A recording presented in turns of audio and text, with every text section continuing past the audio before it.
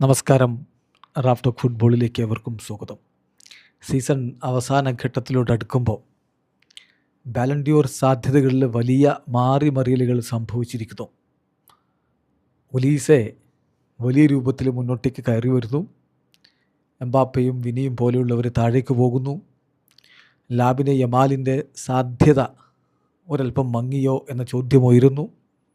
ഇത്തവണ എന്തായാലും world cup ഉള്ളത് കൊണ്ട് വേൾഡ് കപ്പിലെ പ്രകടനം കൂടി പരിഗണിക്കും, തർക്കമില്ല.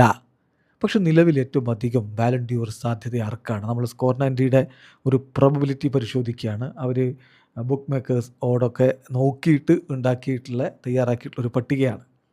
നിങ്ങൾക്കറിയാവുന്ന പോലെ മികച്ച പ്രകടനമാണ് ഹാരി കെയ്ൻ നടത്തുന്നത്. 43 കളികളിൽ നിന്ന് 51 ഗോളുകളും 6 അസിസ്റ്റുകളും അദ്ദേഹത്തിൻ്റെ പേരിലുണ്ട്. കിരീടങ്ങൾ അദ്ദേഹം ഓൾറെഡി നേടിയിട്ടുമുണ്ട്. ഇനിയിപ്പോൾ ചാമ്പ്യൻസ് ലീഗ് സാധ്യത മുന്നിൽ നിൽക്കുന്നു. വേൾഡ് കപ്പ് സാധ്യതയുണ്ട്. ബയേണിൻ്റെ ചാമ്പ്യൻസ് ലീഗ് സാധ്യത കണക്കാക്കിയിരിക്കുന്നത് 35%. ഇംഗ്ലണ്ടിൻ്റെ വേൾഡ് കപ്പ് സാധ്യത 11%. സോ നല്ല സാധ്യതയിൽ തന്നെ ഹാരി കെയ്ൻ നിൽക്കുകയാണ്. എംബാപ്പയെ 39 കളിയിൽ 40 ഗോളുകളാണ് ഈ സീസണിൽ നേടിയത്. 6 അസിസ്റ്റുകളുണ്ട്. ഓൾറെഡി അദ്ദേഹം പല ടൂർണമെൻറ്റിൽ നിന്നും പുറത്തായാലും ഇപ്പോൾ ചാമ്പ്യൻസ് ലീഗ് പുറത്തായി.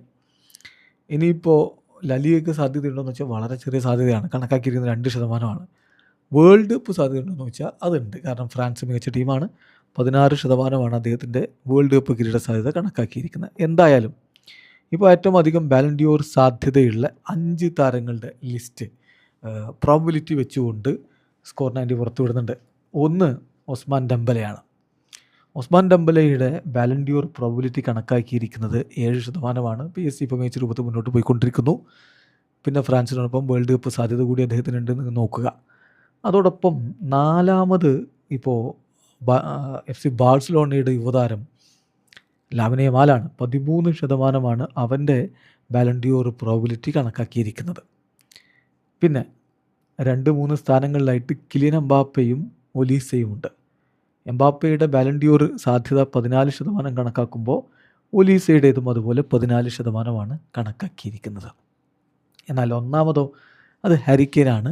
ഹാരി കെയ്ൻ്റെ പ്രോബബിലിറ്റി കണക്കാക്കിയിരിക്കുന്നത് 29%. അപ്പോൾ കാര്യങ്ങളിൽ ഇനിയും മാറ്റങ്ങൾ വരാൻ വേൾഡ് കപ്പൊക്കെ ഉള്ളത് കൊണ്ട് തന്നെ എന്തായാലും കാത്തിരിക്കാൻ തവണത്തെ ബാലൺ ഡിയോർ ആർക്ക് ലഭിക്കുമെന്നറിയാൻ വേണ്ടി വീഡിയോ അവസാനിക്കുന്നു.